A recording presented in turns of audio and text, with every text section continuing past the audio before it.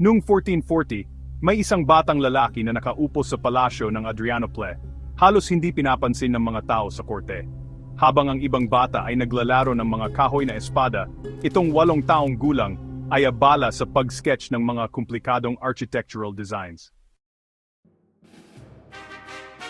Siya ang pangatlong anak, hindi inaasahang mamamahala sa isang malawak na imperyo. Pero, sa edad na 2, tinawag siya ng tadhana bago pa man siya handa. Umakyat si Mehmed II sa trono noong 1444, bata pa lang siya sa gitna ng mga lobo. Ang sarili niyang ama, si Sultan Murad II, ay nag-abdicate dahil sa pagod, iniwan ang bata para harapin ang isang koalisyon ng mga European Crusaders. Ang pressure ay, honestly, napakalaki.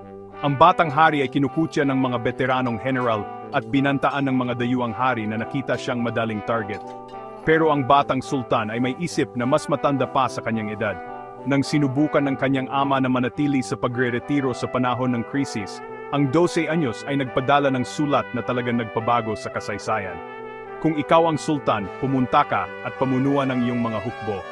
Kung ako ang sultan, inutusan kita na pumunta at pamunuan ang aking mga hukbo.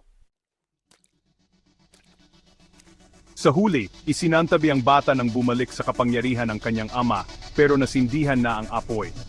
Ginugol niya ang sumunod na ilang taon sa pagpapatapon, nag-aaral ng mathematics philosophy, at maniwala ka man o hindi, 5 magkakaibang wika. Nakita niya ang potensyal ng pulbura. Nakita niya ang kahinaan ng mga lumang pader. At nakita niya ang kapalaran ng isang lungsod na hindi pa nasasakop.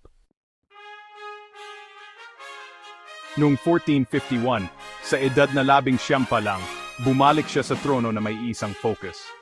Ang maalamat na lungsod ng Constantinople ay nakaligtas sa 12 pagkubkob sa loob ng mahigit 1,000 taon, protektado ng malalaking Theodosian walls. Lahat ng tagapayo ay nagsabi sa kanya na imposible ito. Sabi nila, ang lungsod ay protektado ng Diyos at ng sinaunang engineering na walang sinumang tao ang makakabasag. Pero alam mo, hindi nakinig si Mehmed sa mga skeptics. Inutusan niya ang isang Hungarian engineer na gumawa ng kanyon na napakalaki, kailangan pa ng 60 baka para lang hilahin ito. Nang magsimula ang pagkubkob noong 1453, nanood ang mundo ng may takot. Hindi lang siya umatake mula sa lupa, inutusan pa niya ang kanyang mga mandaragat na kaladkarin ang 70 barko sa ibabaw ng burol sa mga nilangisang troso para lampasan ang mga kadena sa daungan. Sa edad na 21, ang batang nag-sketch ng mga disenyo sa buhangin ay nagawa ang hindi nagawa ng pinakadakilang conqueror sa kasaysayan. Binuksan niya ang hindi mabasag na mga pader at tinapos ang Middle Ages.